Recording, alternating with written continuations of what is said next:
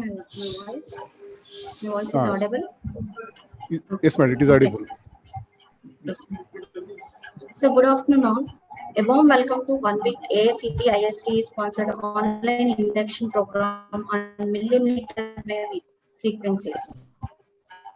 I am Dr. Mrinal Kanti Mandal.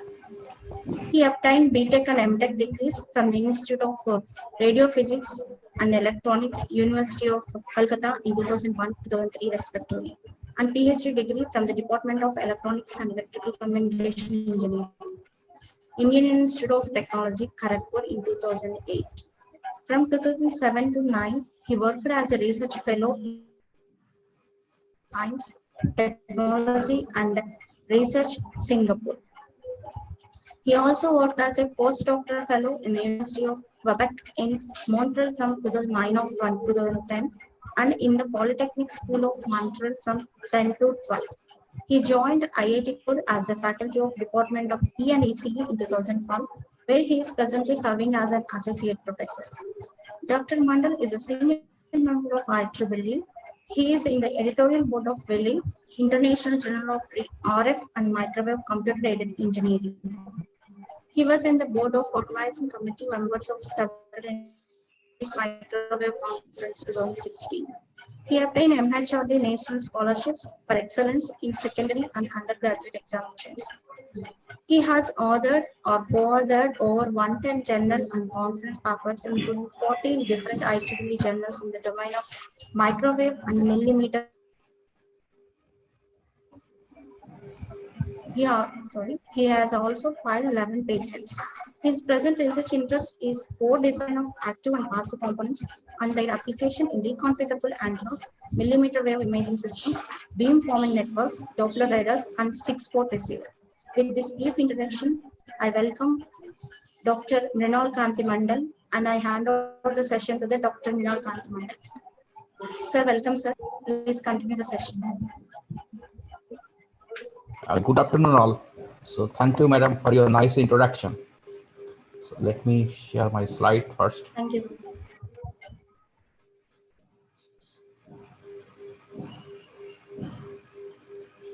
So today I'm going to present on electronic switches and particularly at millimeter wave frequencies. So what are the challenges we face and how we overcome them.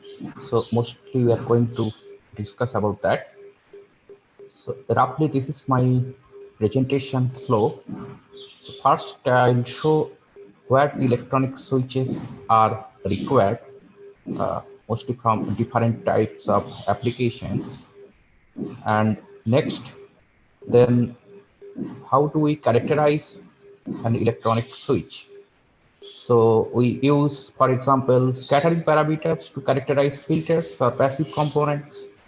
For amplifier small signal analysis, we also use S parameters, noise figure. But what are the parameters important for characterization of electronic switch? Then different configurations of switch and some of the examples based on different types of devices like pin diode, then FET switch and ferrite switch.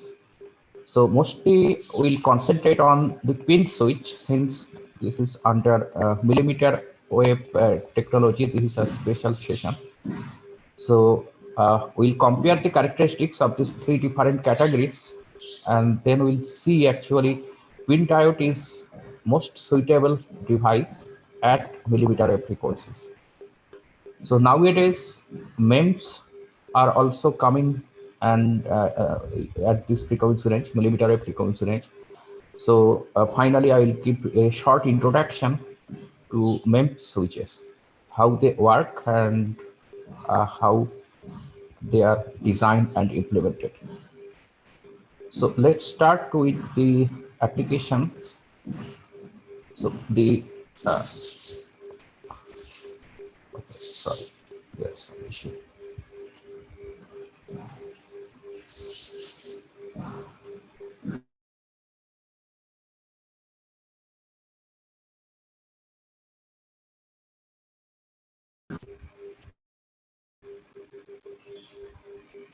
Hello. Yes, sir. Now it's audible. Sir, Okay, fine. Well, so one of the main application, it is in phased array design. So we can design beamformers by using electronic switches. So let me start with with an example. Let's say we have two antenna elements as shown here, antenna 1 and antenna 2. Now, if I introduce a time delay between these two antenna elements, then the beam direction, it changes. So this theta, it is controllable by time delay. And we have a relationship between theta element spacing d and the time delay requirement. So delta t equal to d sine theta by c. If we put this time delay in opposite direction, then instead of plus theta, the beam direction will be in minus theta. Now here we are using time delay approach. Instead of time delay, we can also use phase difference.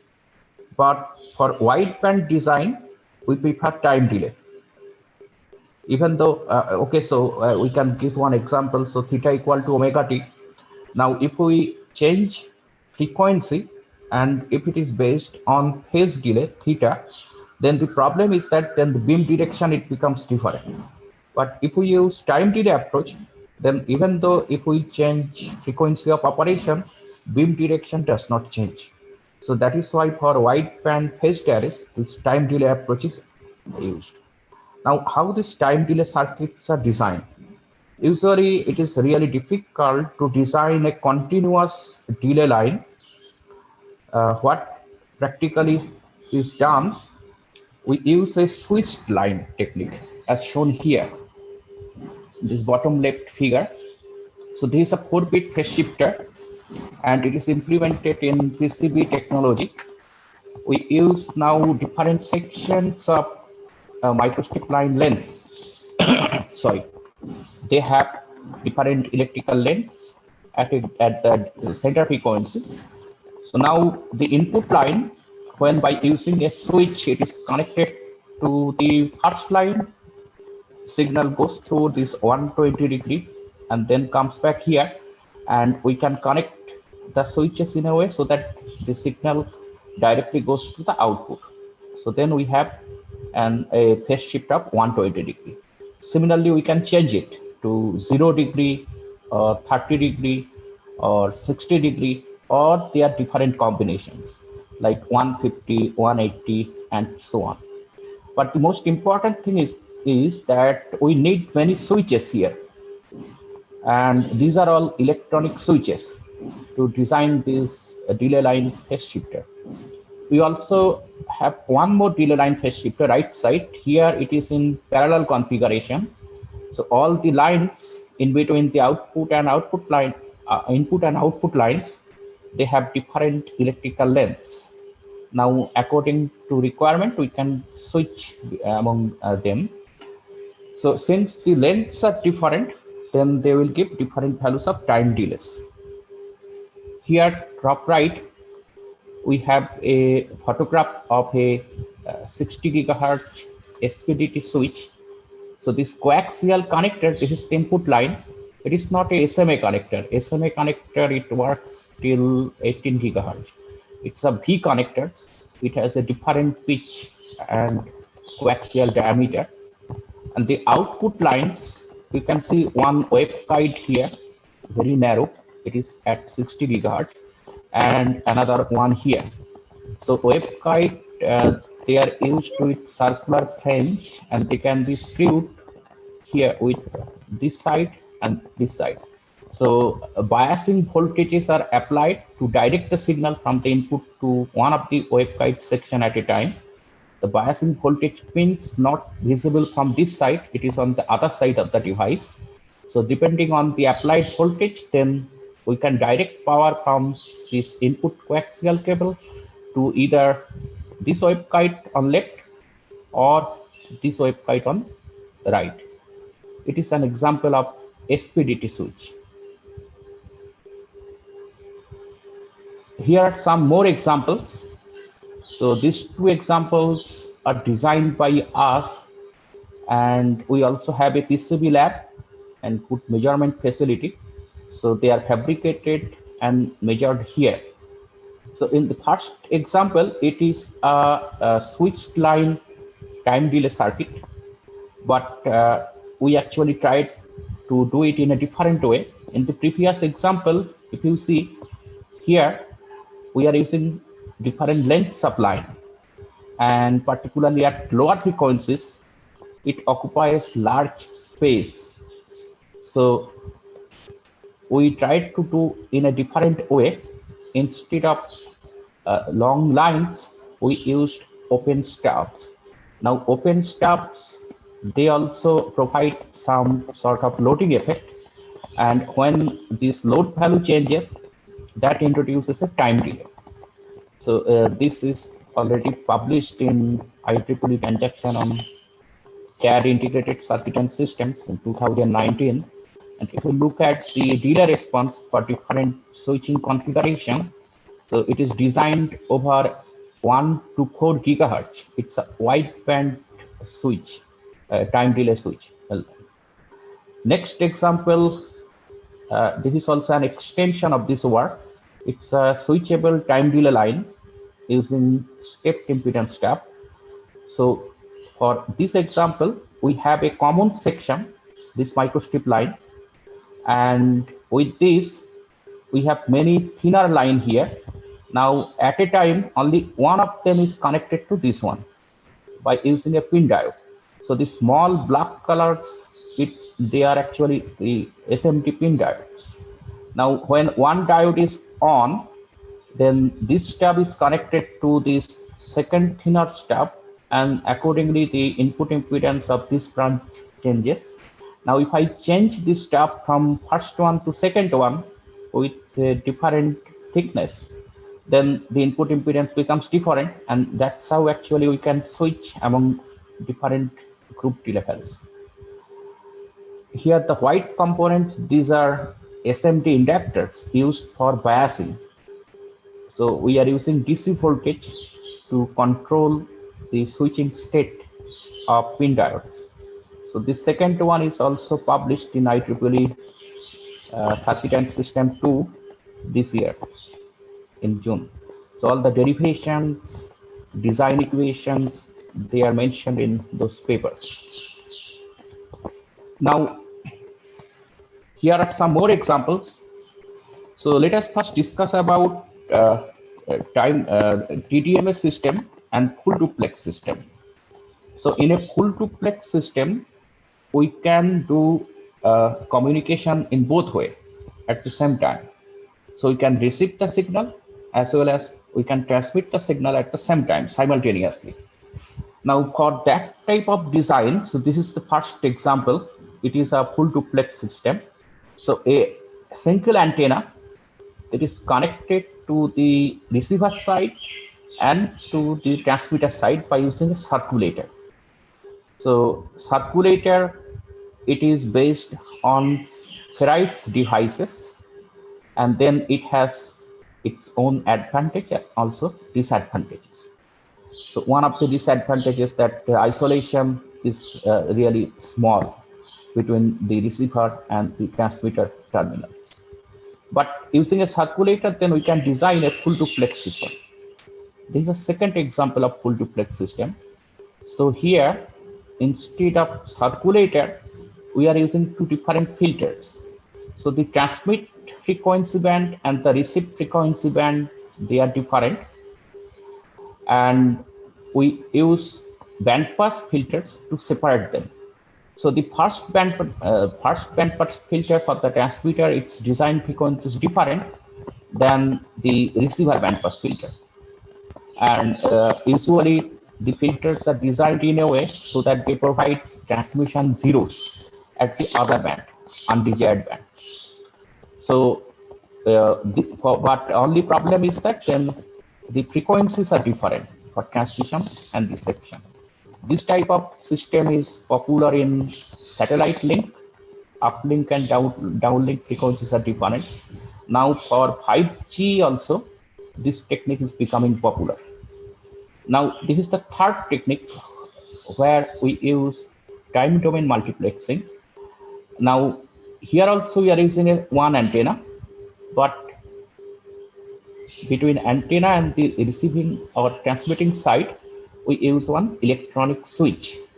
So this switch enables to connect this antenna either to transmitter or receiver at a time. So we do not have transmission and reception simultaneously. Now we discuss about some of the advantages and disadvantages of these three different techniques. For circulator, load pull protection. So its operation, it does not depend on load value. That is the main advantage of circulator. While for diplexer, linearity is the main advantage, and it also allows full duplex, true full duplex communication. And the main advantage of one electronic switch that it is highly scalable. And among these three different technological solution for a wireless microwave system, the switch it is the smallest component and also cheapest among all these three. But of course, they have their own disadvantages as well.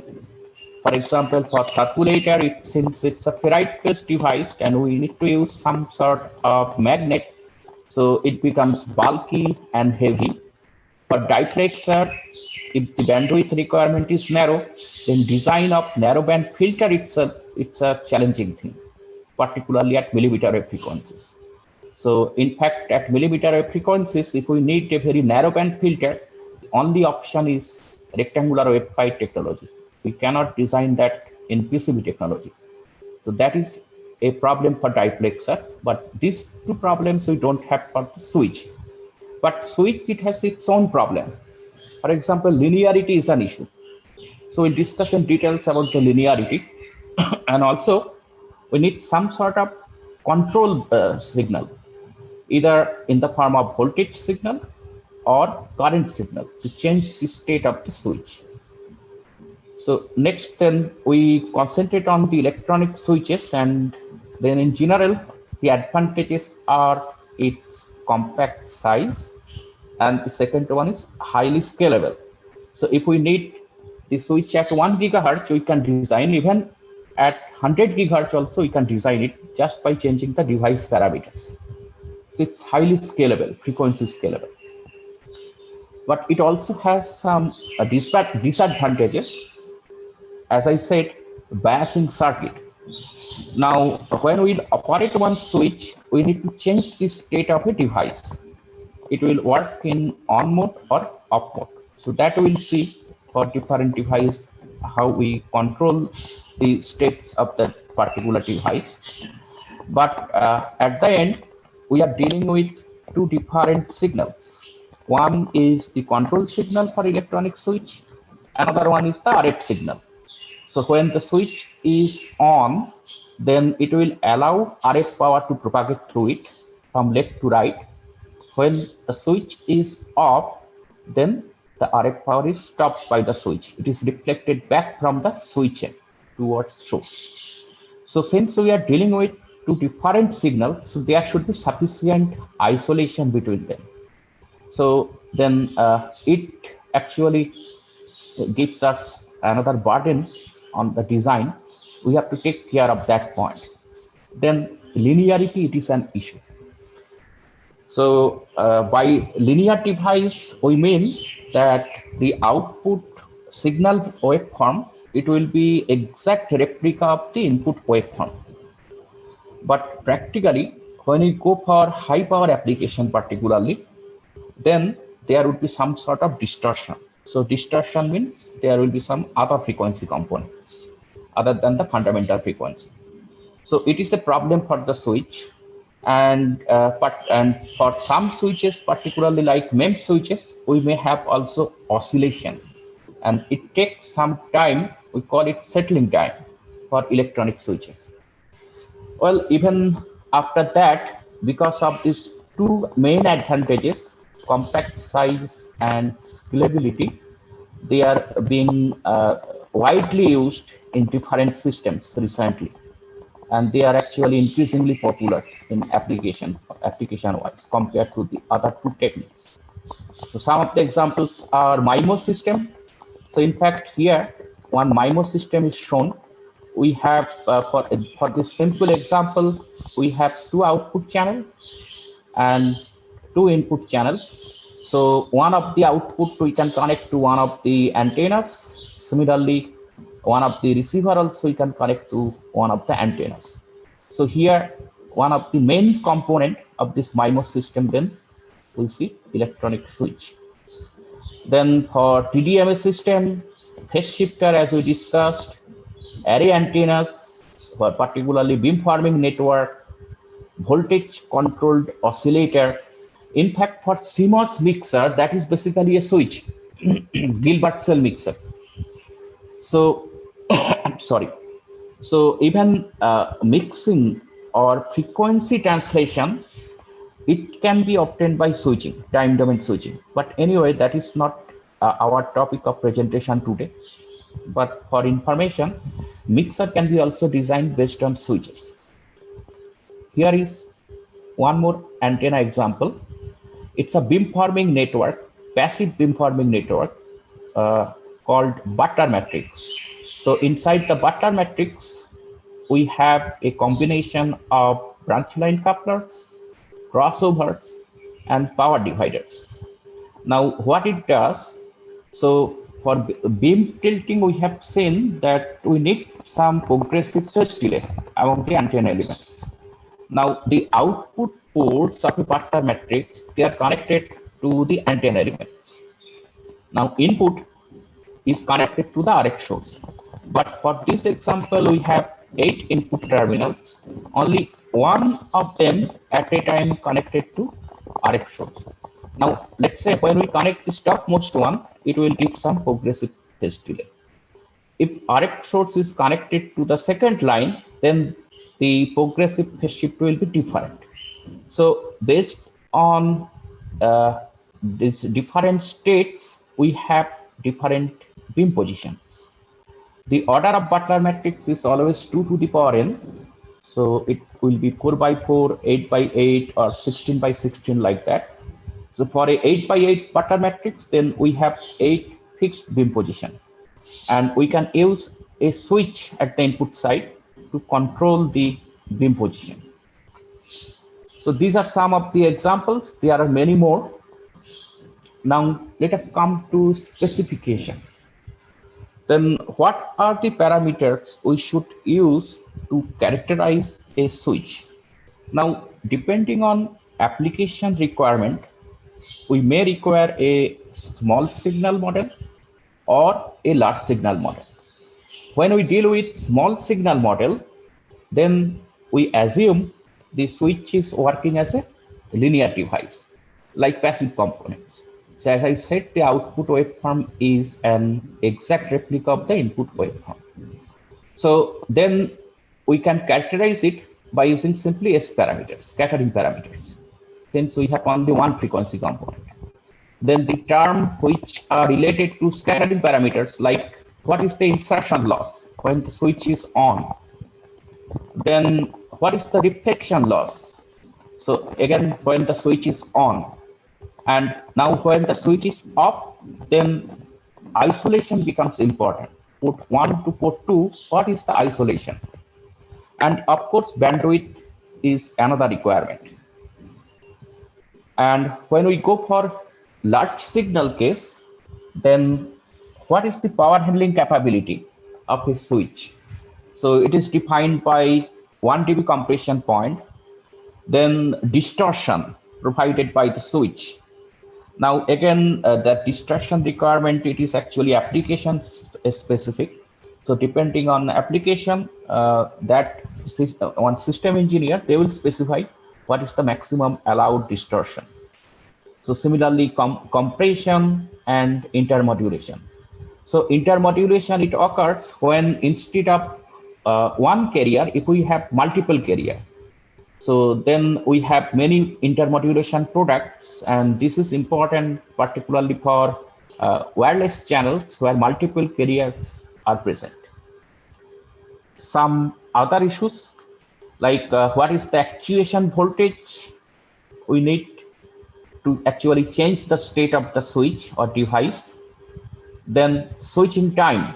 So switching time, it is one of the most important parameter, and we need some discussion on it, and we'll spend some time on it later. Now, different types of switch. So some of the terms already I used, SPST, SPDT. So how they are defined. If we draw the equivalent RC circuit, then we check how many poles are there. So that's how we call the number of poles. So simply, if I look at this switch, we see that this switch, it is connected to one point, and the number of positions available for switching is just one. Then number of position available, that we will call throw position. So for this example, we have just one throw position available. So there is a single pole, single throw switch, or SPST switch. For the second example, the pole position is one, but we have now two throw positions. So it is called single pole double throw switch. So for the antenna application, let's say we have one single antenna, and left hand side we have receiver and transmitter. Then in that case, we need one SPDT switch. In the third example, now we have two throw positions and two pole here. So this is example of DPST. In general, then we can call alpha pole and beta throw, so alpha P, beta T switch. Well, so for the Butler matrix shown here, then the switch is connected to one point, and we have 8 throw positions available. So it will be then 1P 8T switch.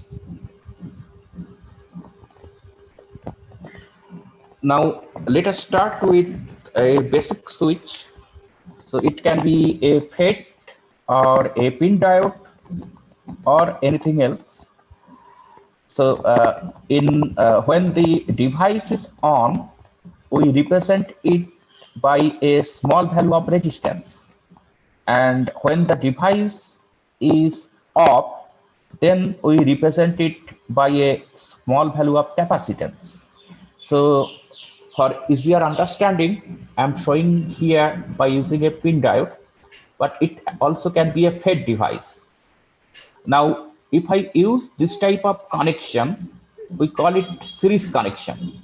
So left hand side, it's a microstrip line connected to RF source, and right hand side again a microstrip line, and it is connected to load. Now when the diode is on, it will provide a small resistance given by R on. So whatever signal is coming from left hand side, it will simply pass through the resistance. Then what we see that insertion loss, it is determined by R on. So R on, it should be as small as possible. Then if we derive an expression for S21 insertion loss in series configuration, Z0 is the port impedance and R1 is connected between this, then the expression for S21, it comes like this. Then insertion loss is given by 20 log 10 1 plus R1 by twice Z0. So R1 is the resistance of this diode when it is on. For pin diode, actually, we can control the resistance by controlling the bias current, DC bias current. Now, when the diode is off, as I said, it is represented by a small value of capacitor.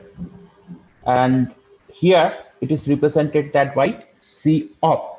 So if the capacitance is small, then we have small leakage from left to right.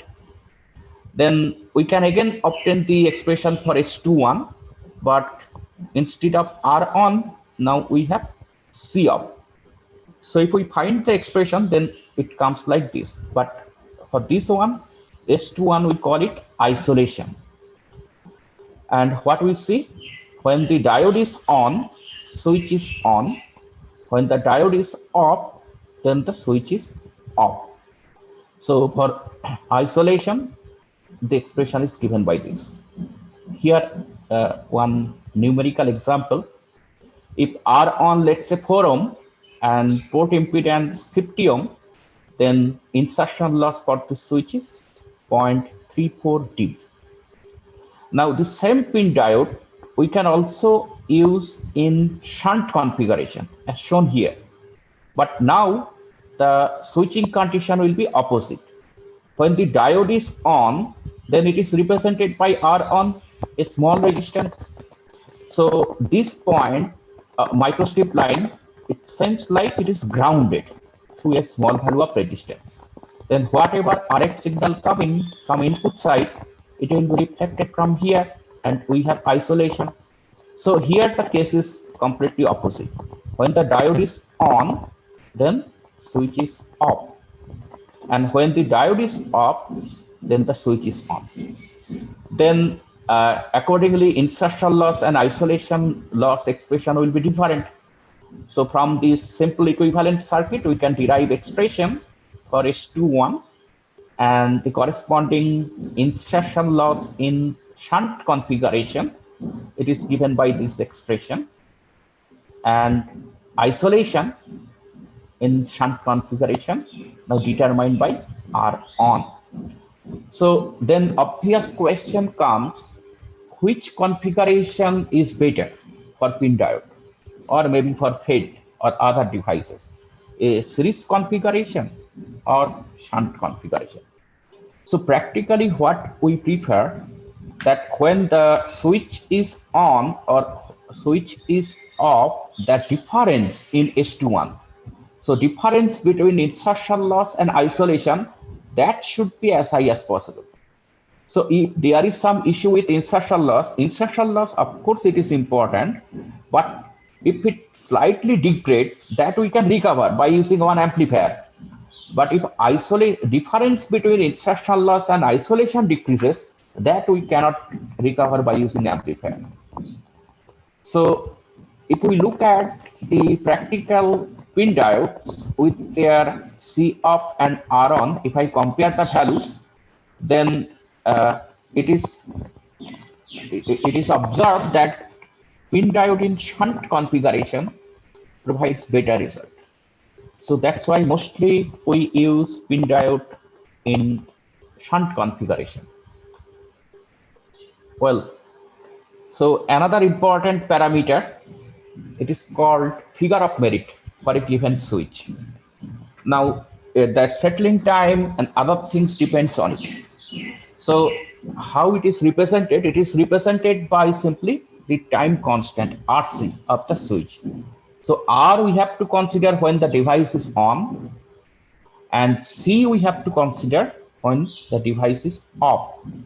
Then R on multiplied by C off, its unit is in second time, and it will give the figure of merit of a given switch. So here is some example of figure of merit, and how it also determines isolation and insertion loss. So for this, for one SPDT switch, if R on is 4 ohm, then we see that for different figure of merit at a given frequency, let's say 60 gigahertz, different figure of merits provide different values of insertion loss. So smaller is the figure of merit, and also insertion loss is also smaller. Now looking at the isolation, so if figure of merit is small, then actually isolation is high. So practically, then figure of merit should be as small as possible. For a given figure of merit, if we keep on increasing the frequency, then the switch performance it degrades. Insertion loss increases as well as isolation decreases.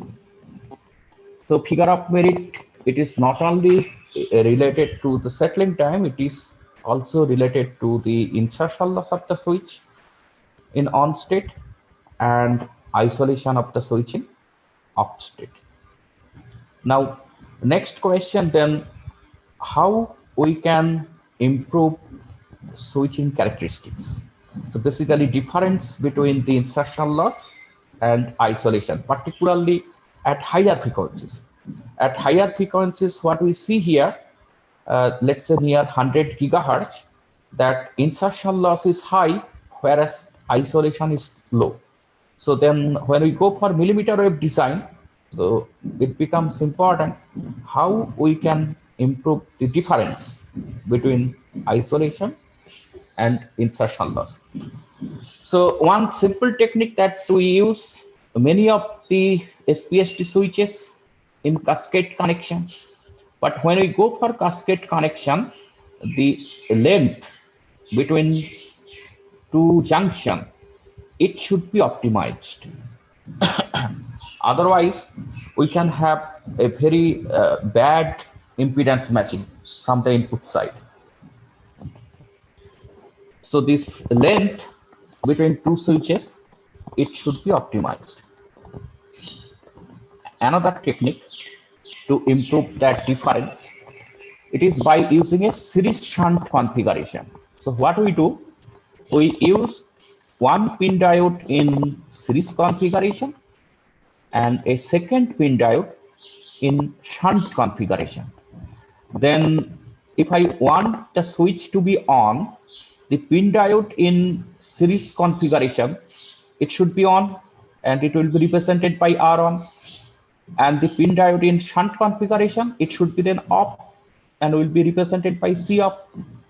Then we can calculate what is the overall S21 that will give the insertion loss. So here is the final expression. It now depends on both R on of the series diode and C off of the shunt diode. So for off state, now it will be just the opposite, and it is determined by R on of the second diode and C off of the first diode. So if we put the values, then what we see that actually difference between insertion loss and isolation, it improves. So we are using here now two diodes. So if I compare overall insertion loss, obviously overall insertion loss will increase compared to the single diode case. But the advantage is that increment in isolation is much more. So if a single diode provides 20 dB, here it may provide 40 dB of isolation. So then that's how actually the difference increases. And it's a popular technique by using a series shunt configuration. So here is one example of implementation. The antenna, it is connected to either transmitter side or receiver side by using the series shunt configuration. So as I described here, the equivalent circuit can be given by this. So the pin diode which is on, it is represented by R series here. And then the second pin diode might be off, so that together this switch is on and the antenna is connected to left port, and the right port, it is now open circuited. The switch is off for the right side. So this is the example of that. And here actually we can compare the value. If I look at the figure of merits and compare that, in the previous case for a single diode, it was actually, let us take one value, let's say 200 femtosecond. At 60 gigahertz, it is 2.4 or 2.5. Now, since we are using two diodes, obviously it will increase. So at 60 gigahertz, now you see it became almost like 3 dB. Now, what about isolation? At 60 gigahertz, isolation is really bad. It's just 4-5 dB. And this example at 60 gigahertz, it is improved to 12-13 dB at least. So double. Sorry. So we also developed a new technique here to improve the performance of one electronic switch based on pin diode. that I am going to discuss later. Actually, it is already available and published online in TCAS 2. It's on resonance model. Well, now, if once we have a SPST switch, actually we can design any higher order switch from SPST switch. So here it's an example of SPDT switch. So a SPDT switch, it can be designed by using two SPST switches, one here, another here. Its equivalent model is given by this. So left hand, now so this switch is on, and right hand side, this switch is off. This is another example. This is our design and fabricated here. It is a SP40 switch. This is the input line actually, and we have 4 output lines. Now we have 4 control signals coming through these 4 wires, and this input we can connect to either this one, or this one, or this one. So at a given time to only one of them. It is designed at lower frequency at 10 gigahertz for one of our applications, radar applications. Well, now we are discussing so much on pin diode, and as I said that at millimeter wave frequencies, pin diode based switches are most popular. So let us discuss in brief how the pin diode it works. So this is a conceptual figure of a pin diode. It has P plus and N plus region. This P plus and N plus region, they are very thin. In between these two, we have a large intrinsic region. Intrinsic region means doping concentration is 0. So it will provide actually high resistance. But when we bias it, plus side is connected to P plus, negative side of the battery is connected to N plus, and in that case, charge is injected in the intrinsic region.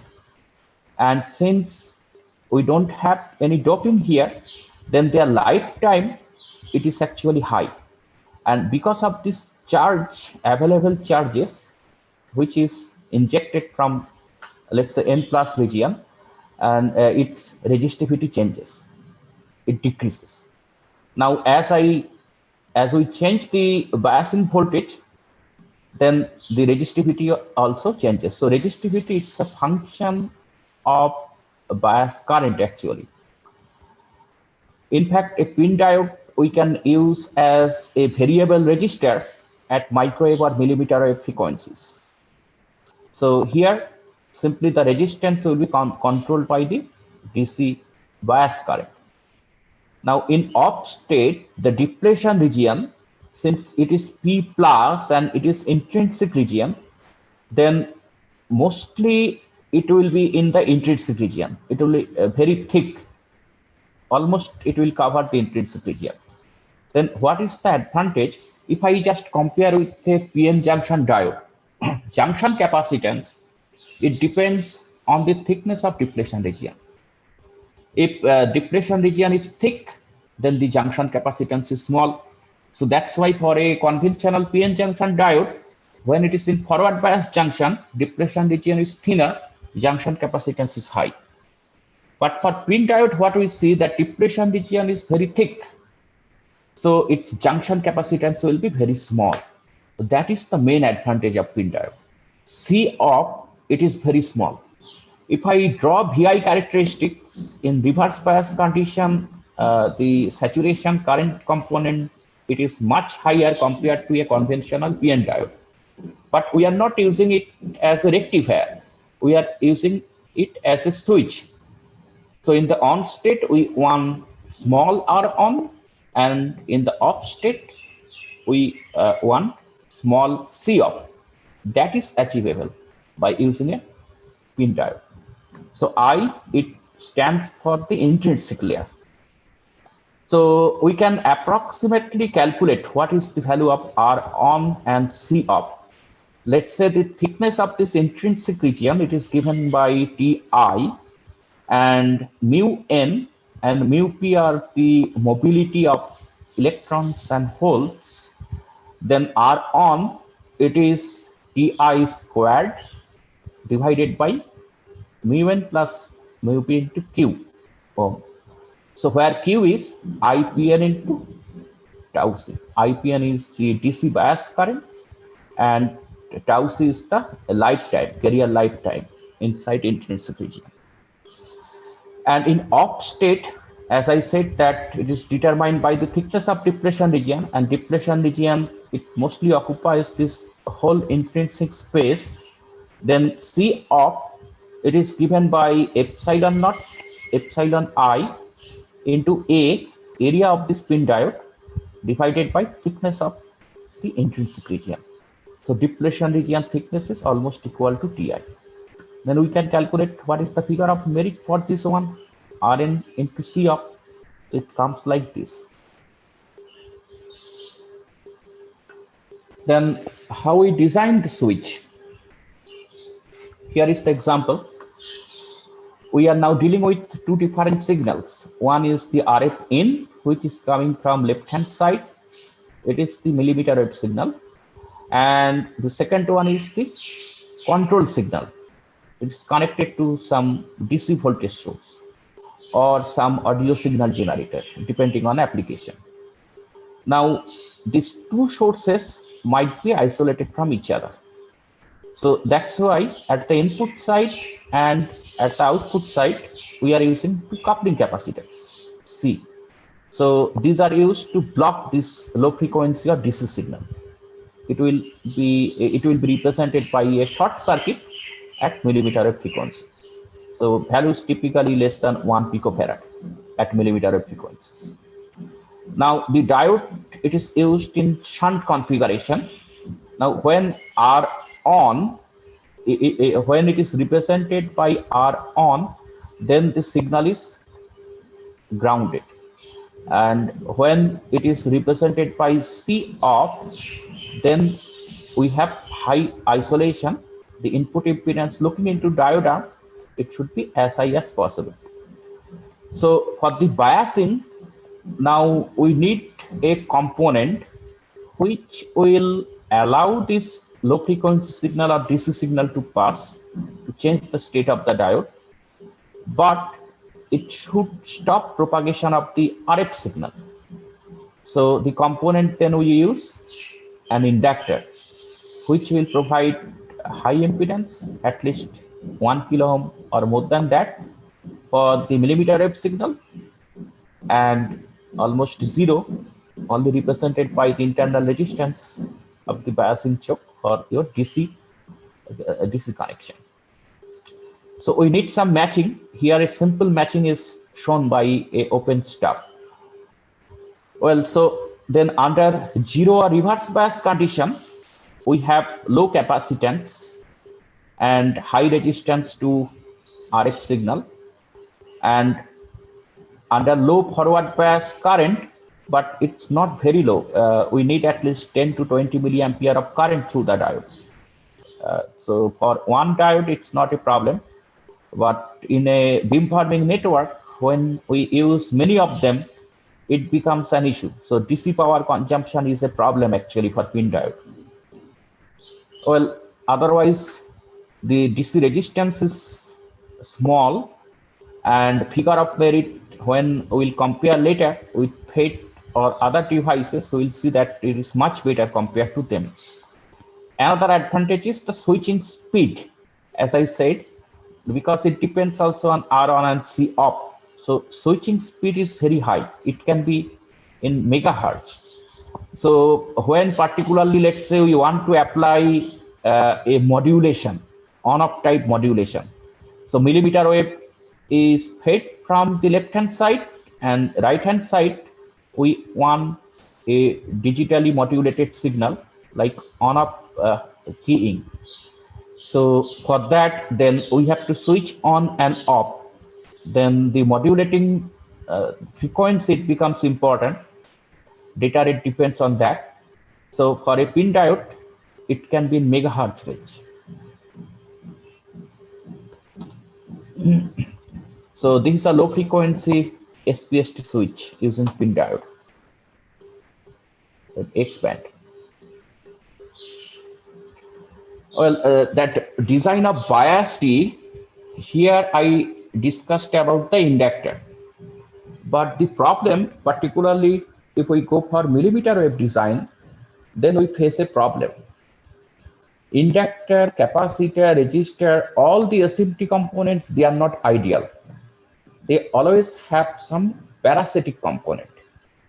So for example, if I consider a capacitor, at the input side, because of its lead, it will have a resistance as well as some inductance, lead inductance. Now, a capacitor may have also some leakage current that is represented by another resistor between input and output. Of course, that value is high. Other than the internal capacitance, we may have some additional capacitance due to its packaging of the SMD capacitor. So actual circuit, it looks much more complicated. Now, when the values are small at microwave frequencies, it is let's say 1 gigahertz, 2 gigahertz, or 10 gigahertz. So we can calculate what is the reactance, let's say for 1 picofarad. If I calculate the reactance at 1 gigahertz and at 100 gigahertz, of course, it will be 100 times higher. So a small value of capacitance we can neglect at low frequency, but not at millimeter wave frequency. So that is my point. Then because of this inductance and other thing, a capacitor, it has a self-resonant frequency. The same thing is true for inductor and also for resistor. But usually for SMD resistor and capacitor, self-resonant frequency is much higher. Even if we go for careful fabrication, it can be more than 100 gigahertz. Of course, it depends on fabrication technology. But unfortunately, inductor has a problem. The capacitance for the self-capacitance for the coil is much higher. We do not have any control over it. Further, the inductance, we use some sort of coil wire or in PCB form, some metal strip, or in RFIC form also, some metal strip. So we cannot neglect DC resistance of inductor.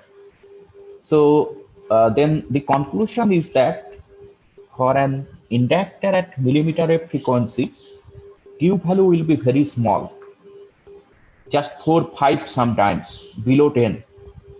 Self-resonant frequency also very small. Even with careful fabrication, in most of the time it is less than 30 gigahertz. Then we cannot use inductor to design a bias T or for RFDC isolation. Then what can be the alternate technique? The alternative is you use simply a band stop filter. So for most of the application, if we look, they are all band limited. So we do not have any application, let's say, which is using the entire millimeter wave band, 30 to 300 gigahertz. Sometimes, let's say, just 37 to 39 gigahertz. For 60 gigahertz application, maximum bandwidth 56 to 63 gigahertz. So always we require some bandwidth. Now, then we can concentrate only on our requirement. So we design a band stop filter for which isolation is very high over the band of interest. Then it will satisfy my condition. So that is the basic logic. Now the simplest form of designing a band stop filter is one open stub. So if I have a straight microstrip line, let's say, and put one open stub there, so the looking into the open stub, then it will provide some shunt reactance. Now when the open stub length is lambda g by 4, then input impedance becomes 0. That open end, it is transformed to this end as short circuit. So we have virtual short. So from input to output, we don't have any transmission. So then if I plot S21 between this point and this point of the microstrip line due to this open stub, so we have a transmission 0, this blue line if I follow, we have a transmission 0 here where the stub length is lambda g by 4. Below this 0, input impedance looking into the stub, it will be capacitive. Above 0, it will be inductive. And it will repeat itself at its odd multiple. So if I have this first transmission 0 at 10 gigahertz, the second one will be at 30 gigahertz, then 50 and so on. Well, so I can then use simply one open stub on this line to for a narrowband design. But in case of wideband design, one simple technique, instead of open stub, use a radial stub. It looks something like this. If we want to further increase the bandwidth, we can use 2 radial stubs. So if I compare the S parameter response of radial stub, so that means I'm connecting port 1 here on top, port 2 here below, and plotting the S21. Then the black line, it is due to the radial stub configuration. So what we see that now bandwidth of rejection, it increases.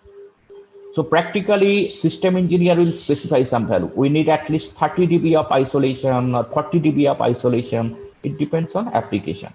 So rest of the power actually it will leak through the DC port. Sometimes that can create a problem. We have many different shapes of stub. So finally, what we are doing actually, we are going to use a band stop filter here. Now, if I put one open stub here, now we have another problem here. We cannot put the band stop filter at arbitrary position. If we look into this branch, band stop filter branch from the diode, we have some finite input impedance looking into the band stop filter side. So if I consider the open stub case, it's simple. I know at design frequency, this point is short circuited. Now, if I don't want any effect due to band stop filter on my other part of the circuit, then the input impedance should be infinite.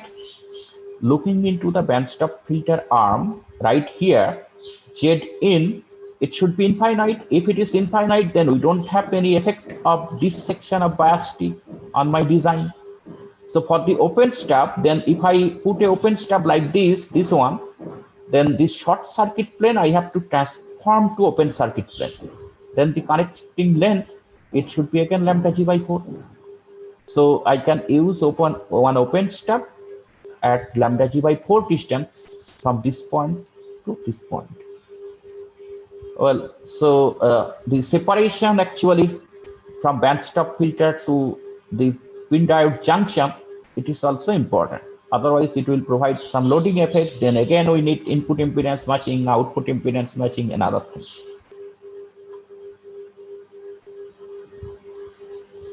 Here is one more example. So band stop filter unit, now it is designed by using one U-shaped stub. So length of the widest section, it is lambda g by 4. If we make it wider, then the shunt capacitance, it increases. And the connecting length, it is narrower, then it will provide some series inductor. So the equivalent model of this, it looks like a shunt capacitor, series inductor, then one more shunt capacitor. So we can put the band stop filter here. Now there is another issue. From band stop filter, when we design in, let's say, HFSS or any full wave simulator, what is the port impedance we will consider for port 1 and port 2? Usually we consider 50 ohm, but when we connect this band stop filter here, one side, okay, I can assure it is 50 ohm, this is RF side, but the other side, it is the DC port. Now looking into the DC port, we don't know about the RF impedance.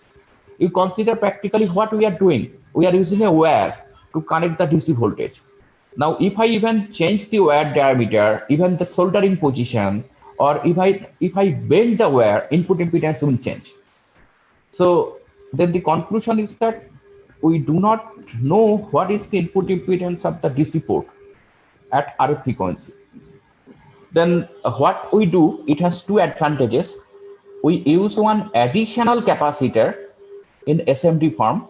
So this capacitor has the advantage that I said its self-resonant frequency is much higher. So even at millimeter wave frequency also, we can use capacitor. So we use a shunt capacitor at the other side of the bandstop filter. Then this capacitor, it will give me RF short. So in this design, when we are doing it in HFSS, then I'll put a CS here at this port, 1 picofarad or less than that at millimeter wave frequency. 1 picofarad, if you calculate, it will give less than 1 ohm. So virtually it is shorted then. And so there are two effects. One is design of the bandstop filter, it becomes easier. The second one, if any RF signal leaks from here through the bandstop filter, then again it will be reflected back from CS. So I do not use the word it is grounded through capacitor, because when we go for microwave design or millimeter wave design, we always consider it as electromagnetic wave. That is the general situation. We do not always consider voltage or current like RFIC engineer. So then it is better to say it is, since this point is short circuited, so signal it is reflected back from this short circuit plane into RF side. Well, so this CS, then it will provide some additional isolation. Now, practically, when we go for bandstop filter bias T design, we use one more additional capacitor here. That is usually for low frequency. So, let's say we are dealing with a 35 gigahertz signal. Accordingly, we'll calculate CS. Let's say it will provide at least 1 ohm or less than that. Now, let's say from calculation, we see 0.5 picofarad is enough.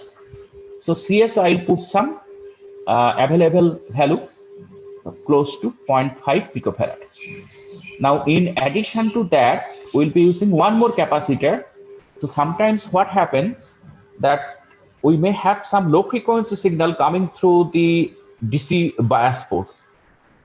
And particularly if you use SMTP or buck converter like DC source for DC biasing, it always contains noise at kilohertz frequencies. So you need to suppress that also. And for that, we'll be adding one more high value of capacitor. And it can be in nanofarad or microfarad range. That we need to calculate actually, looking at the characteristics of the DC source. And for that capacitor, we are actually trying to suppress that noise, low frequency noise. So the distance and other things, it's not that important. Because at kilohertz, lambda g, it is much higher. It is almost like zero length. Even if I put the second capacitor 1 centimeter away from the first one.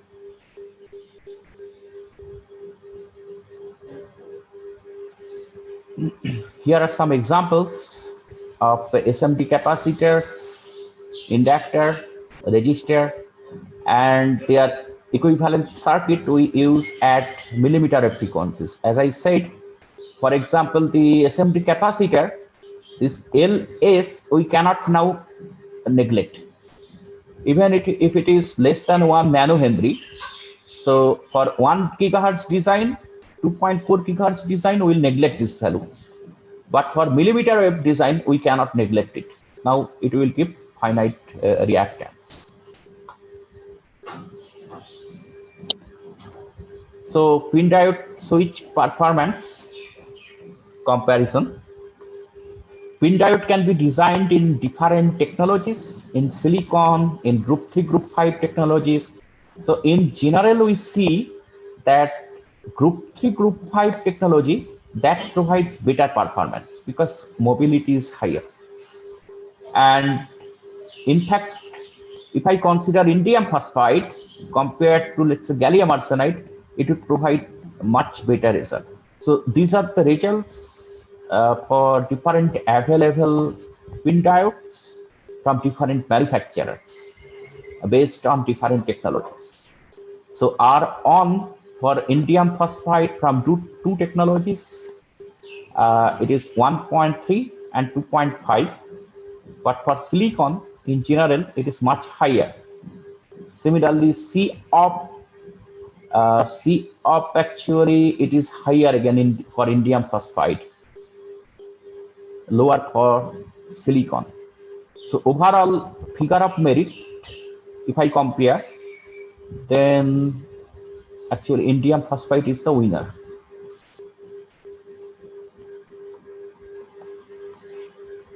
Some more examples. So measured performances of insertion loss and isolation based on different technologies. Okay, so I think I'm speaking for almost 1 hour now. So it is a post-lunch session. So better let us take a few questions quickly for 5 minutes. Otherwise, it's really difficult to keep you awake. So we can quickly take a few questions, then I can again start after 5 minutes. Participants, so you're requested to ask questions if you have.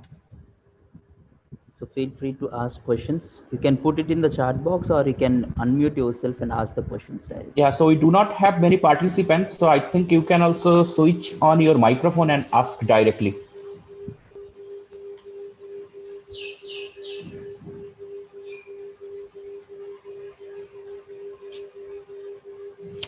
Participants.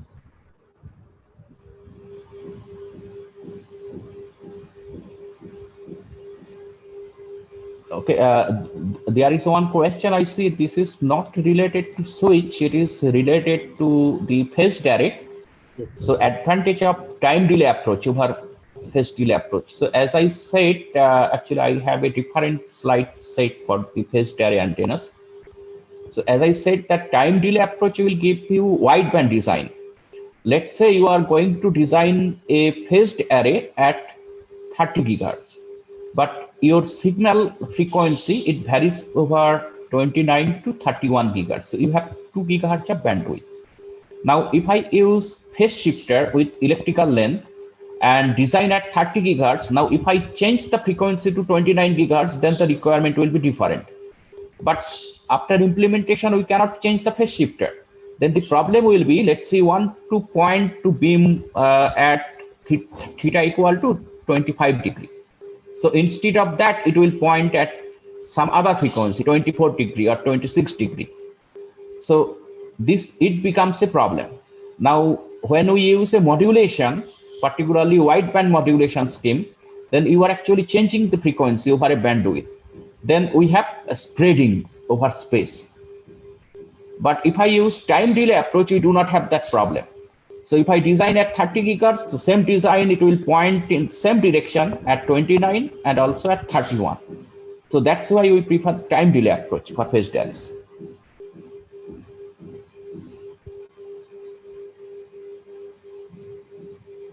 Any other participants?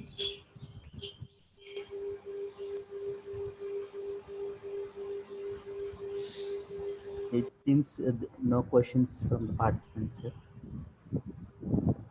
As of Yeah, otherwise I can't understand you are sleeping or listening to me.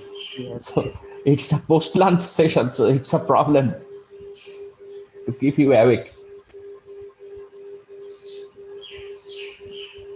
In the previous sessions also, the participants has kept the questions in the chat box at the last, sir. The previous sessions also. Okay, then let us continue. Yes, sir.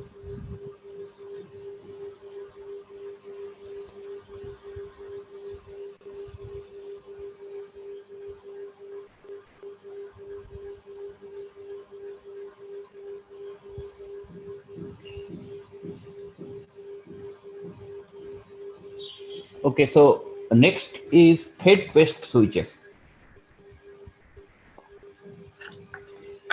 So when we use field effect transistor. So what type of field effect transistor we should use at millimeter wave frequencies?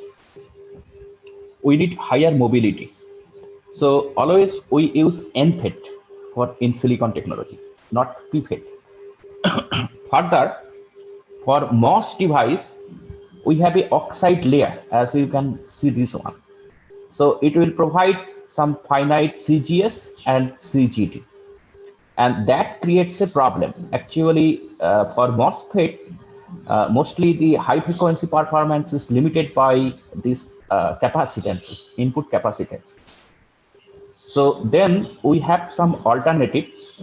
Instead of using an oxide layer, sometimes we use a Schottky junction here, a metal semiconductor junction as the gate connection. Then the corresponding FET we call MESFET. We also have high electron mobility transistor or HEMT.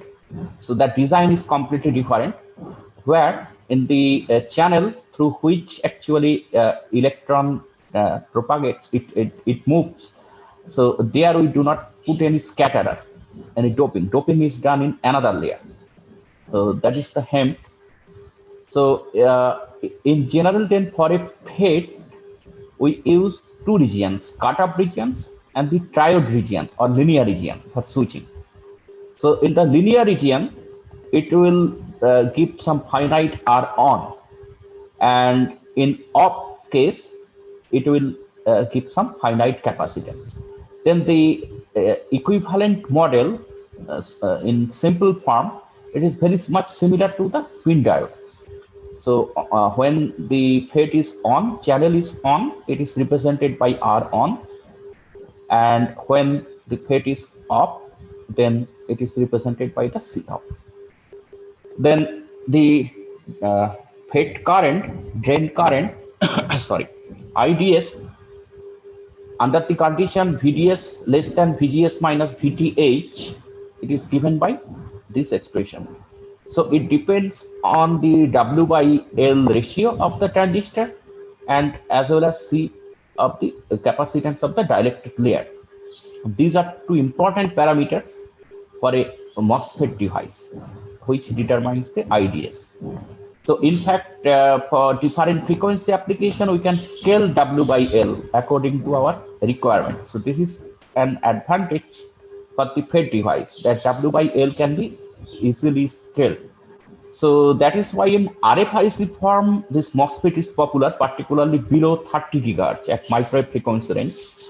But at millimeter wave frequency range, yes, we have an issue that we are going to discuss. So in on state, then the R on, under the condition VDS is less than twice VGS minus V threshold voltage. It is given by this. So it depends on W by L ratio as well as C dielectric and the threshold voltage. And in off state, it is represented by C off, as I said. It is given by W by T dielectric into LOV. LOV is the overlapped length between the gate and source. So here, this is the overlapped region. This will give the capacitance. Then figure of merit, it's simply R into C. If we multiply these two things, it is represented by this. Now, the main criteria is that figure of merit we have to decrease for millimeter wave operation. Then either you have to change L of the device, or you have to change LOV of the device, or you have to change carrier mobility, mu n. So that is why in group 3, group 5 technology, particularly indium phosphide, gallium arsenide, so we have lower figure of merit for any FET device. Some heterojunction transistor in gallium arsenide or aluminum gallium arsenide, they also exhibit high carrier mobility. Stress engineering, mostly popular in HEMT technology. HEMT, we have actually many different types of HEMT. Traveling wave HEMT, M HEMT, P HEMT. Well, so this trace engineering is used in HEMT technology. That also increases the carrier mobility. Now, CMOS technology. So why CMOS is important? If we look at the chips available in market, 90% of the chips are digital chips and based on CMOS technology. So CMOS technology, it is optimized, the process parameters, they are actually optimized for digital circuits. Now they have, let's say, $1 trillion market. For the RF, it is like a few $1 billion market. So obviously, CMOS technology, which is optimized for digital market, they are not going to change for our RF requirement. So whatever they have, only we can use external component to modify it so that it fulfill our needs or requirement. So we have to keep that mind when we are going for CMOS technology. Sorry. So for CMOS, then the input impedance usually it's very high. It is not 50 ohm anymore. For this example, the control signal, it is applied through gate, and the input impedance of the control signal point is 100 kilo ohm. And in RFIC, in CMOS technology, they either consider it as a current signal or a voltage signal. When the input impedance is very high, they consider it as a voltage signal. So this is an example of a voltage signal. So input port impedance is 100 kilo ohm. But for the RF side, we use our standard impedance, 50 ohm for the input, 50 ohm for the output. So this 100K, it is for the control signal. Now, if I plot insertion loss, return loss, and isolation for a typical CMOS NFET, this is just to give you some numerical concept, numerical example. R series typically 5 ohm, C of 36 femtofarad in 65 nanometers CMOS technology. Then T technology specified, it is 182 femtosecond. This is the figure of merit. And W total is 56 micrometer. This is W of course controllable. But for this example, we are considering W total is 56 micrometer. Then if I plot isolation, right hand side scale, it's not very bad. At least 1670 dB of isolation we are getting from one single device. But in CMOS, device density is much higher, so you can utilize many of them actually as series shunt connection or series connection or shunt connection. But insertion loss is high. That creates a problem. If we look at the insertion loss plot at 60 gigahertz from a single device itself, it is 1.6, 1.7 dB. So this insertion loss creates a problem. Then matching, another problem. So we have to use some external means to improve the matching. Otherwise, return loss value is really poor. It's less than 10 dB. Sometimes even it can be just 2 dB or 3 dB. Well, so a standard value, if figure of merit is 182 femtosecond, it is suggested that we can use it till 30 gigahertz. If we want to design above this, so we need to modify it, either the device parameters, or we should do something from outside to reduce these values. Let's say return loss, insertion loss will won't be able to reduce, but isolation will be able to improve, so that we can obtain the desired characteristics from a single device, not using multiple of them. So that usually is done by using external inductor. So that inductor, it can be fabricated in RFIC form only. So then the concept is that this inductor, it will resonate with this stray capacitor, this FET stray capacitor, and it will behave like a band pass filter. So let me show the example here. So this is a CMOS based FET switch. Now they are using different inductor. So left hand side 520 picohenry, right hand side same value, and in addition to that, one feedback inductor between the source and drain of 3.5 nanohenry. Then overall, it behaves like a bandpass filter, and the response of the same switch, it improves now like this. So now look at the return loss value. It is designed for 40 gigahertz application. So return loss, it is actually almost 30 dB at the design frequency. Insertion loss, it is lower, and isolation also improves. It's beyond 30. So we can use this external modification like this example to improve the switch performance for CMOS based switches.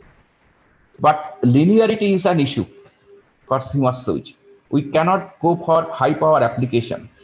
So power density, it cannot tolerate high power density. So here is one typical example. When we plot input power, output power versus input power. So for this one, we have 1 dB compression point at 3.6 dBm of input power. 0 dBm corresponds to 1 milliwatt. So 3 dBm corresponds to then 2 milliwatt, and so on. So it is used then for low power application. Now, if we need, let's say, higher power, not like 100 milliampere, not like 100 milliwatt. Even if we need 10, 20, 30 milliwatt, then one device like this, it may not satisfy our application criteria. So in that case, sometimes we have an alternative approach. We can use a stacked FET. So for a stacked FET, you can see, so one FET, it sits on top of another one. Then we use the common control signal to all the gates. And now the RF, it is divided into 3 parts when we have 3 FETs in stacked configuration. So total voltage, if I consider here from this point to ground, this point, it is divided now into 3 parts. So that's how then for individual FET, the breakdown voltage requirement, it is now less. It's divided by 3. So it can be improved. The power handling capability, it can be improved by using like this type of stacked FET device configuration.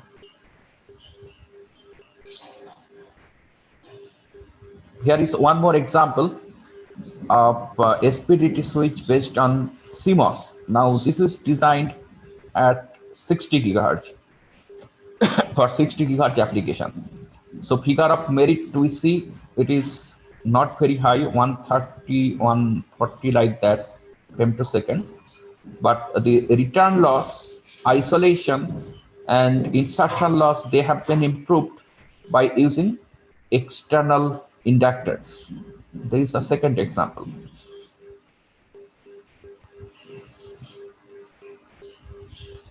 Here is the performance comparison of different FET switches.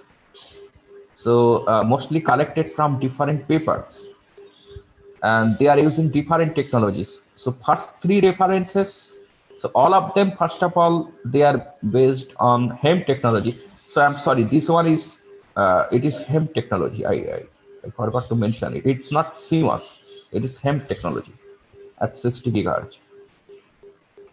So reference 1, 2, and 3, they are using PHEMT in 150 nanometer group 3, group 5 technology, and 4 or 5, they are using traveling wave HEMT with W equal to 400 micrometer. Sorry. So if I compare, then it seems like insertion loss, it is up to 2.5 for the traveling wave HEMT, and isolation is also good for traveling wave HEMT. So between these 2 different types, it seems like traveling wave HEMT, it provides a better result.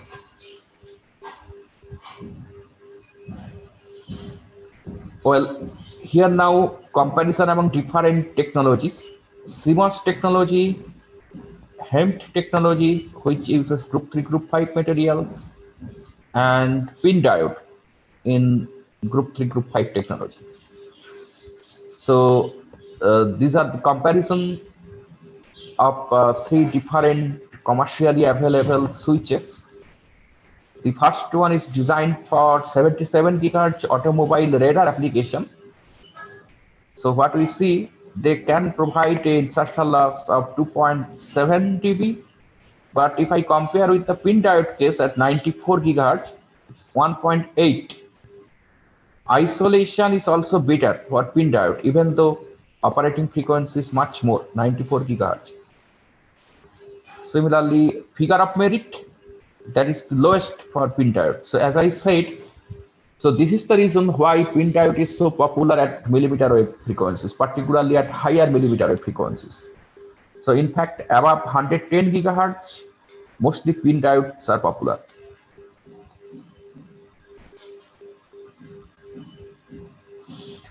Well, I said that we also developed a technique for isolation improvement for PIN diode based switches. So our approach is like this.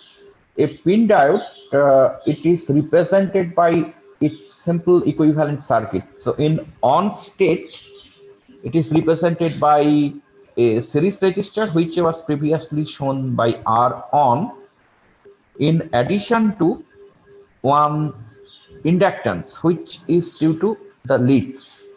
Now the inductance value is typically small. It is 0.3 to 0.6, 0.7 nanohenry. It is quite small. But when we go for high frequency design, actually you need to consider it. It will have finite effects at millimeter wave frequencies. So in on state, then PIN diode is represented by this, and in off state, the PIN diode is represented by this. So we have a tank circuit of RP and CT in parallel, and in series with the same LS due to the lead. This is the lead inductance. Now what we do, sorry, we use a section of transmission line between the PIN diode and the hosting microstrip line. So we are doing it for a PIN diode in shunt configuration. Then this input impedance, if you look into this diode arm, it is transformed through Z and theta to this point. So now, after this transformation, we are trying to minimize the value and maximize the value. So to minimize the input impedance when the switch is on, so then the signal is uninterrupted by this arm, and it is maximized. When it is maximized input impedance, then the signal is uninterrupted. We do not have almost no loading effect. And when it is small, then the signal propagation between input and output line, it is interrupted. Then in general, input impedance Z in of this arm, it is represented here. Z, it is the characteristics impedance of this stub transmission line section, and ZL, it is in on condition. Whatever value is the ZL for LS and RS, we have to put here for on condition, and for off condition, we have to put it for this LS, RP and CT combination. So basically, we are representing two different states of the PIN diode by the same expression. Then next we solve. First, we nullify the imaginary part, and then the real part we minimize and maximize. But the same Z and theta, it should satisfy these two conditions, that maximum Z in and minimum Z in, because after implementation we cannot change Z and theta.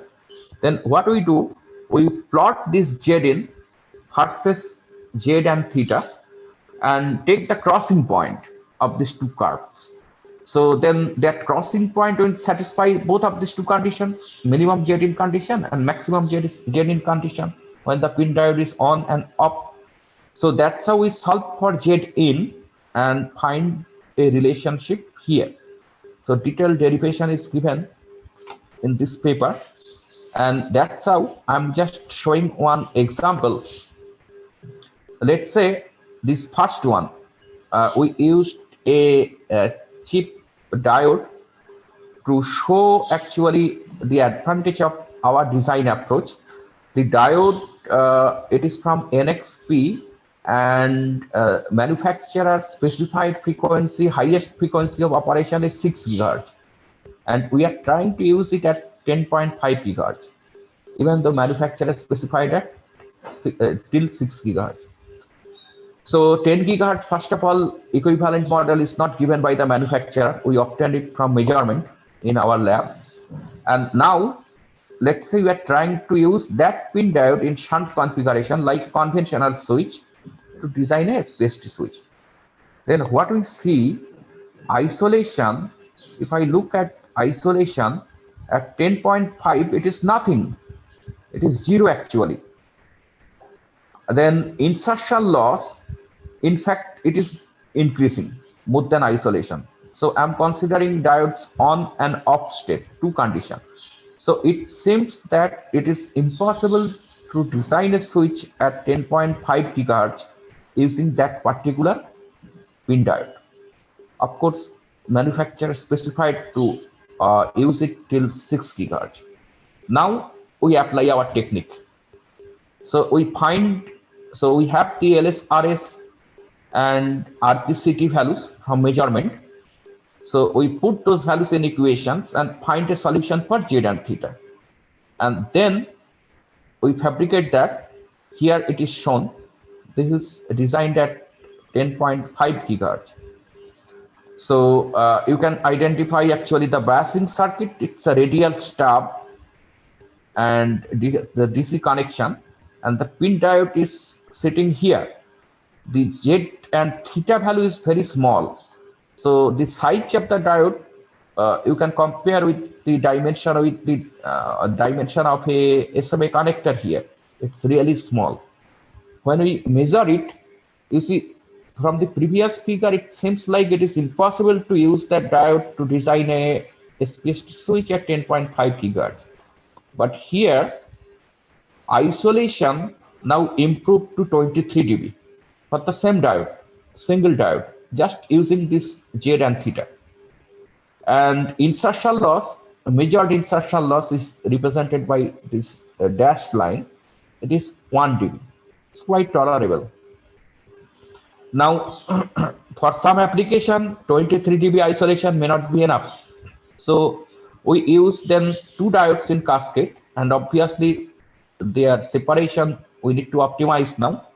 Now for this one, we got 41 dB of isolation. So same pin diode. Okay, we also implemented this for 24 gigahertz design. I think I have shown that figure. Yeah, this is for SP40. Okay, not here.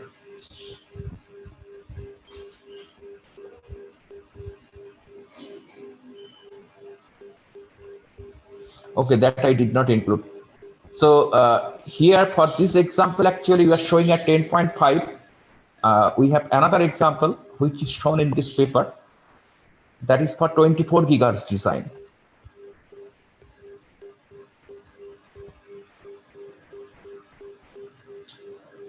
So till now we discussed about different solid state switches.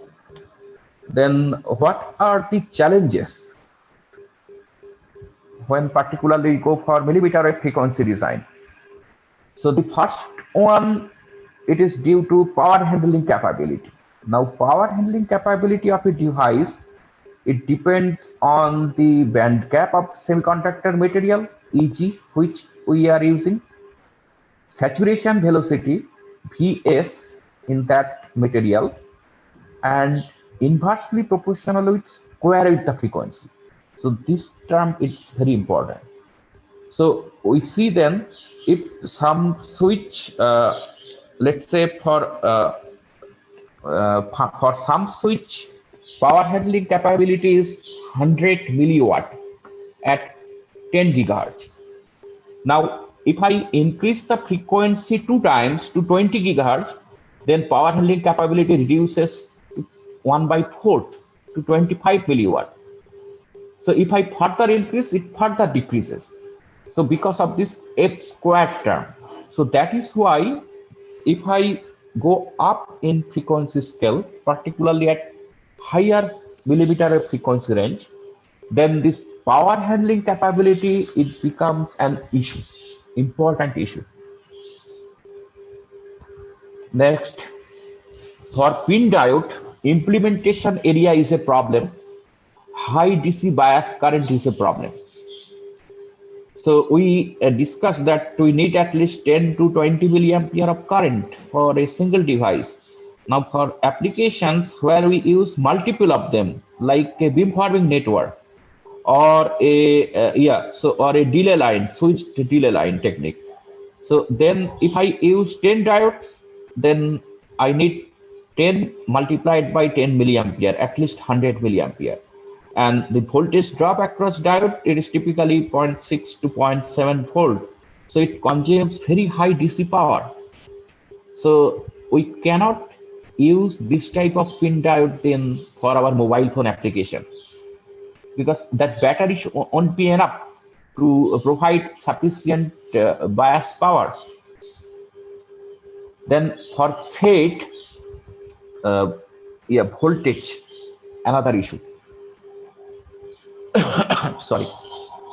So typically for most of the RFIC FET, either we use for 1.8 volt or 3.3 volt. Now in group 3, group 5 technology, that we have seen that many of the properties like figure of merit, insertion loss, isolation, all of them improves. But practically, when we go for integration, then integration is a problem. So contact resistance with metal, then third order intermodulation, it is much lower for group 3, group 5. So it may have high negative pinch of voltage, particularly for gallium nitride based device. Well, so even though we have so many disadvantages, but because of their scalability and cheaper solution, so now in almost all the handheld devices, we can see only electronic switches. But yes, of course, at millimeter wave frequencies, we face problem. So here a layout of the millimeter wave CMOS switch, how it looks. So actual switch device, it is sitting in a different layer, that is in the bottommost layer. I am not showing all the layers. So for CMOS, it is like 10 layer or 20 layer design. So the devices, they sit in the bottommost layer, and all other layers are used for interconnections. So here, whatever I am showing, it is the topmost layer, topmost metal pattern. So this coil-like thing, they are the spiral inductors, and they are the biggest component in RFIC chip. So we need to minimize actually number of inductors for the cheaper design. Here some example of millimeter wave pin diode based switches. So we can identify now the waveguide board, and other waveguide sections are connected to it by using screw. They are attached with this. These are some companies. So from them actually microwave as well as millimeter wave switches are available.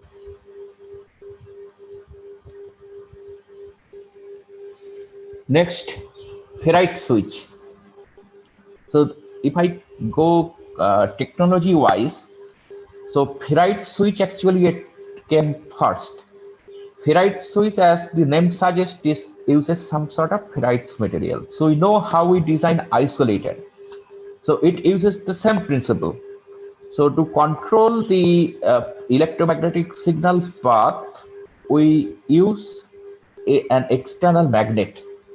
So sometimes that creates a problem. We need a magnetic field, and because of that, it becomes bulky, then the power requirement, it is also high, particularly for the magnet. But we also have many advantages. It is a reliable switch. It can operate for many years, for example. Then it can provide good input-output matching. And if I compare power handling capability, it is the highest among all different switches. In fact, even we can go for kilowatt order of power. So that is impossible for solid state devices. So that's why I included these ferrite switches just to show its advantages and disadvantages. So now millimeter wave ferrite switches are also available commercially in market. So here are some examples. You can Google it. So this is the model number. It is designed for actually 60 gigahertz band mostly, but it can operate over 50 to 70 gigahertz frequency band. So typical isolation 20 dB, insertion loss 0.35 dB, return loss 20 dB, switching time 1 microsecond. For the ferrite switches, we have another advantage that we can add some additional functionality like polarization modulation, let's say, then power splitting, like that. So here is one example of a SPDT ferrite switch with power splitting capability. So from port 1 to port 2, or from port power can go to port 1 to port 2, or from this part. If this switch is on, then actually it is a branch line coupler. This power follows this path, and from here it is divided into two parts and available at both port 2 and port 3 with a 90-degree phase shift.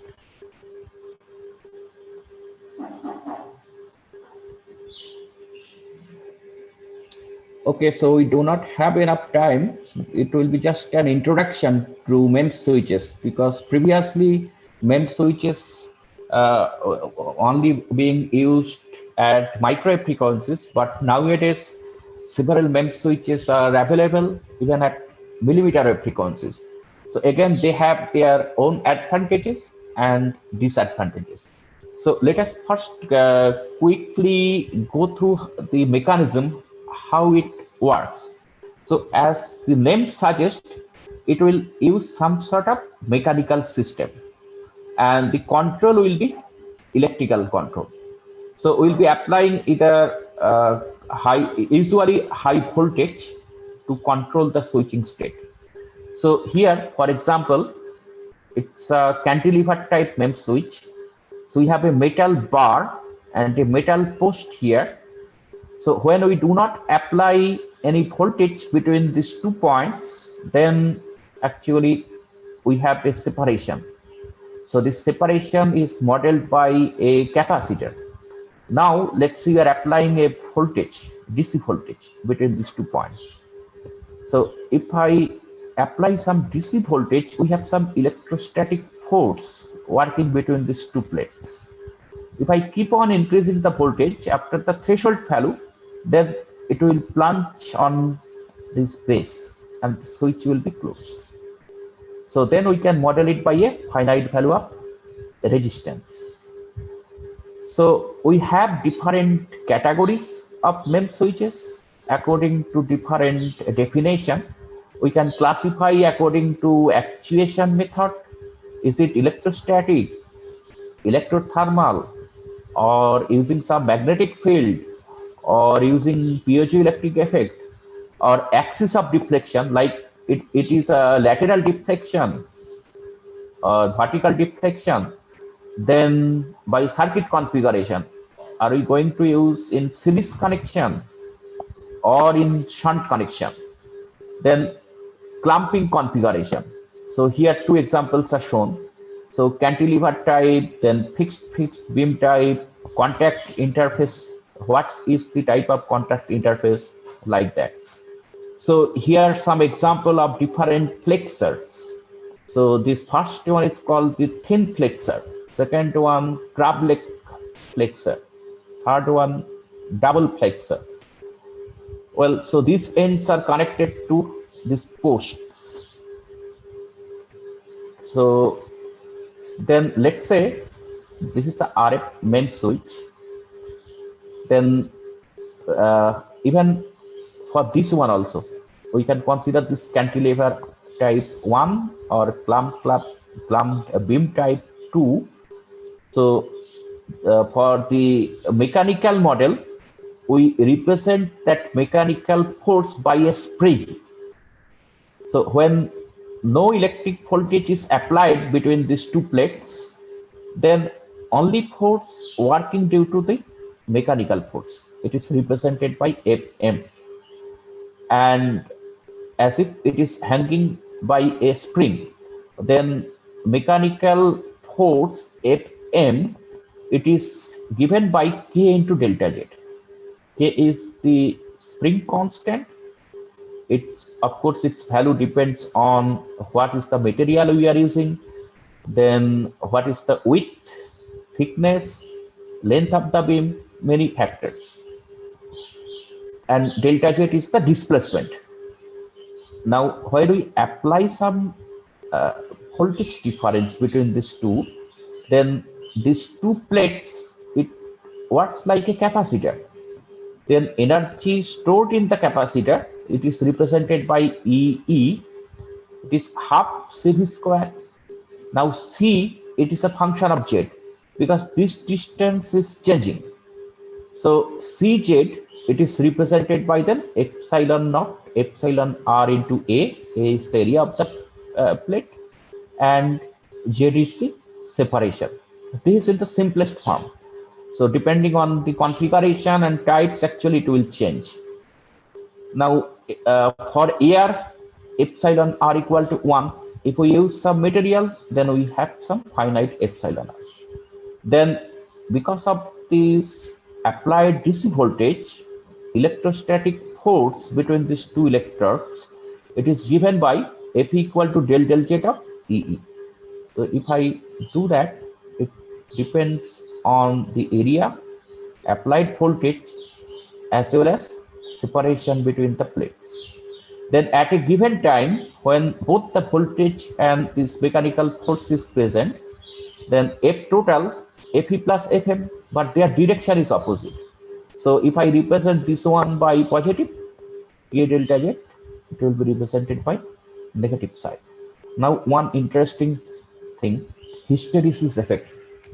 So what we see, let's say we are going, we are changing the applied voltage between two plates and measuring the separation Z between two plates.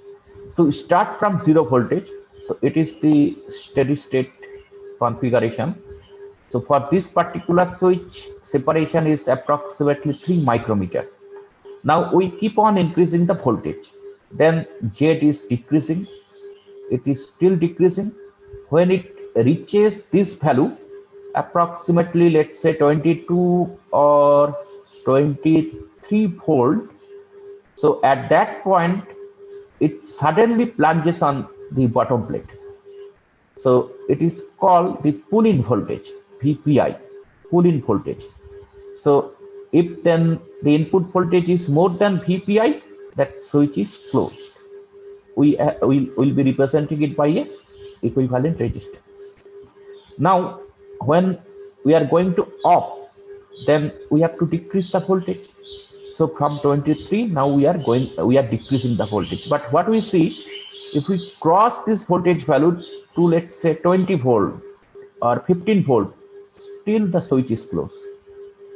So when it reaches a value like 9.5 or 9.6 volt, then suddenly it go back to this position. So this is called hysteresis effect for the mains. And the corresponding voltage, it is called the released voltage, VREL. So what we see then for off state and on state, when we are going to change the state, voltage requirement is different for main switch. One is represented by the released voltage, which is less than the pull-in voltage. Now, in short, we can have different configuration. Well, okay, let me skip this part. So in general, we can have series configuration, shunt configuration, then ohmic connection, resistive connection, and also capacitive connection. So what I mean, so for the series connected main switches, actually ohmic contact is more popular. When the switch is closed, so this top part is metal, bottom part is metal. Then when the switch is closed, then this metal, top metal connects the bottom metal directly. But there is an issue. If I do that, I cannot apply DC voltage directly. Then suddenly we have high DC current flowing through it. So we have to then design the bias circuit separately. Then in the equivalent form, this it is modeled by this. So left hand side, we have a transmission line. Right hand side, we have a transmission line section. In between, we have the MEMS switch.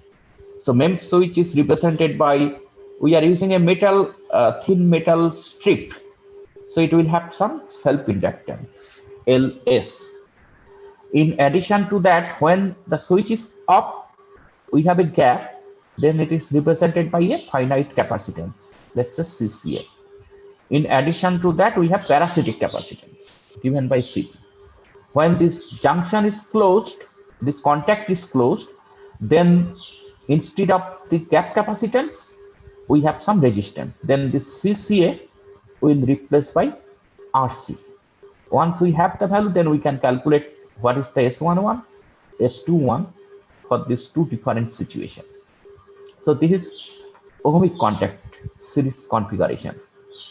Another popular one, it is the capacitive contact shunt configuration. So here also we apply the DC voltage, but it is between this plate, top plate, and the middle plate. Now in between we have air, but on the middle line we use a thin coating of insulation which works as a dielectric layer. Then what is the advantage?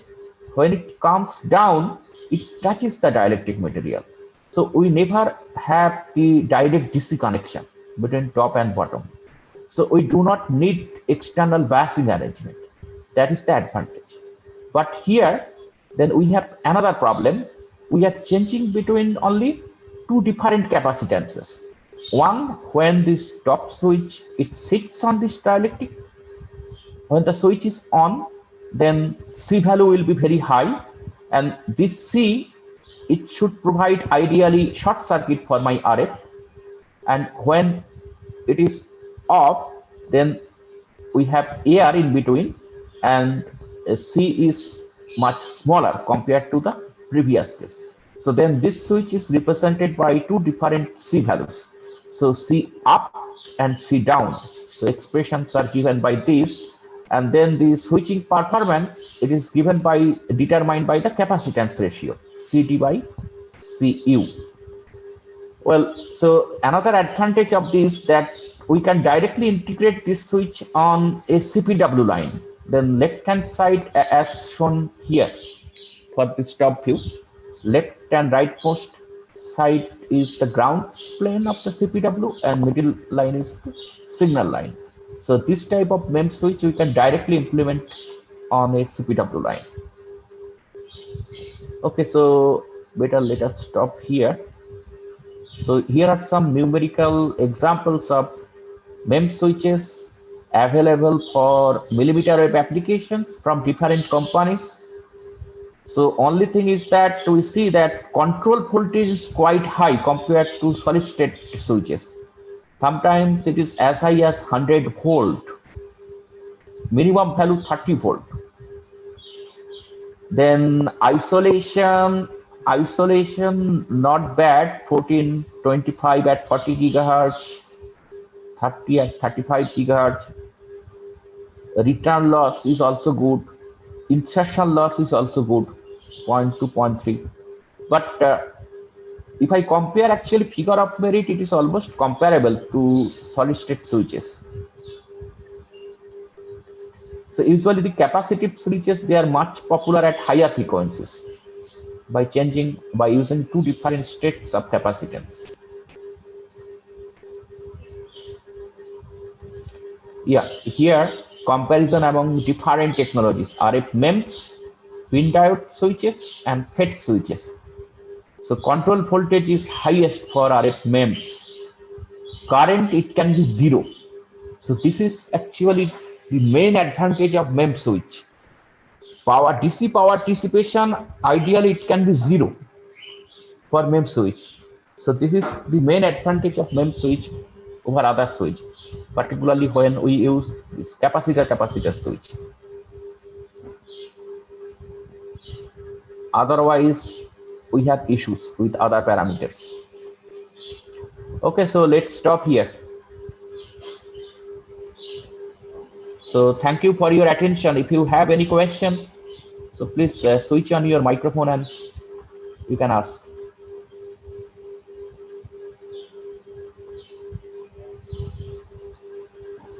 Participants, if you have any doubts, you can ask Professor Mrinal, sir.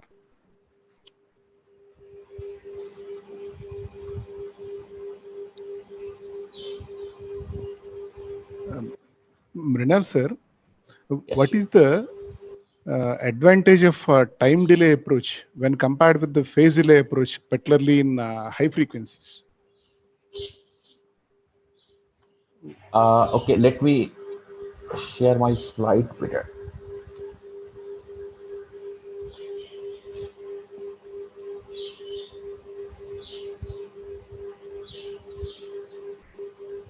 Okay, I'm looking for that slide. So in the meantime, if you have any other questions, so participants, please feel free to ask. Participants, if you have any questions, you can ask.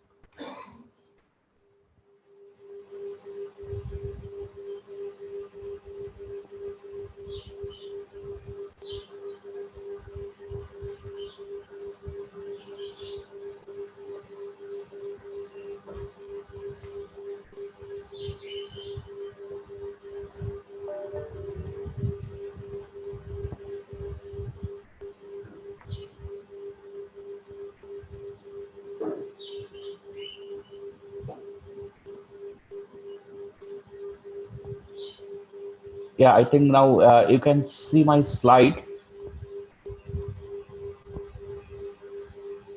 This is for Yes, sir. phased arrays. Yes, sir. So if we have the direction requirement as theta, then Okay. we can calculate it from here, the array factor.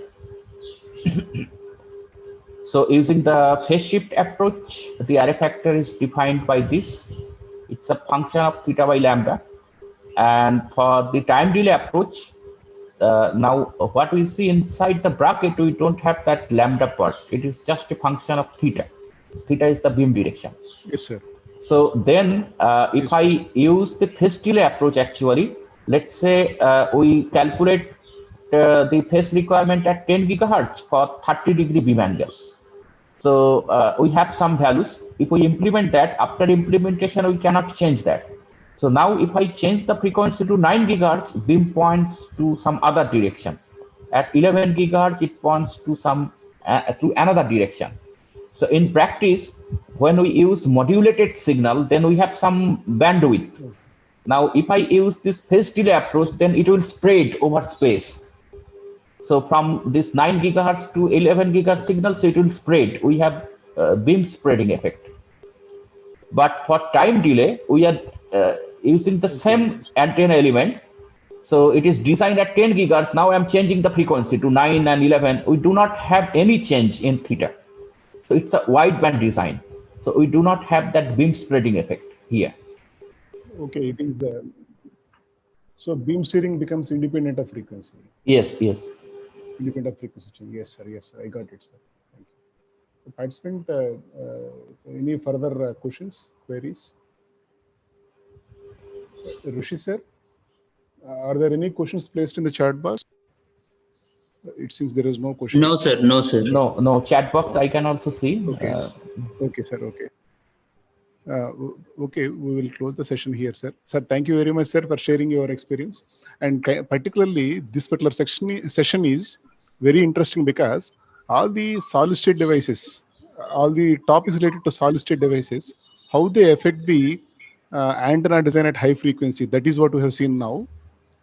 It is very different from other sessions of this program. Thank you very much, sir, for sharing your experience. Yeah, so tomorrow we have one more session at Yes, 10 sir. o'clock, right? It's on packaging and interconnects. Yes, So sir. finally, Yes, when we design any millimeter wave system, so we need packaging. And Yes, sir. particularly in a system when we use multiple chips, we also need interconnection. So how we do that, mostly we'll discuss tomorrow. Okay, sir. And one more request from our side is, Sure. particularly in the tomorrow's session, you kindly try to explore the new research areas in the field of millimeter waves. One thing. And the second thing is, what are the facilities that are available at IIT Kharagpur to carry out the research in the millimeter wave frequency? You please explore, you please address those two. Okay, for Issues. millimeter wave right now, actually I can. So unfortunately, we do not have much facilities available here in IIT Kharagpur. So for my lab, means we have measurement facilities till 30 gigahertz. We have spectrum analyzer, RF source till 32, then VNA till 30 gigahertz. But above 30 right now, we do not have actually. Okay. So usually we go to Samir Kolkata or some other sections for measurement. Okay. So that's why most of the design I have shown here, it is at 24 gigahertz. Yes, sir. Yeah, we have observed that, sir. Of course. Yes. Okay, sir. Thank you very much, sir. And we So will meet you whatever PCB fabrication machine we have, it can support till 35 gigahertz. So it depends on actually fabrication tolerance. So we have a precision milling machine from MITS. So for that fabrication tolerance is plus minus 25 micrometer. So then we can go till 35 gigahertz for most of the applications. So in fact, we can fabricate a trace width of 50 micrometer and spacing of 50 micrometer. Okay, sir. Okay. Thank you very much, sir. Okay, thank you all. Thank you for your attention. So see you tomorrow then. Thank you, sir. Bye all.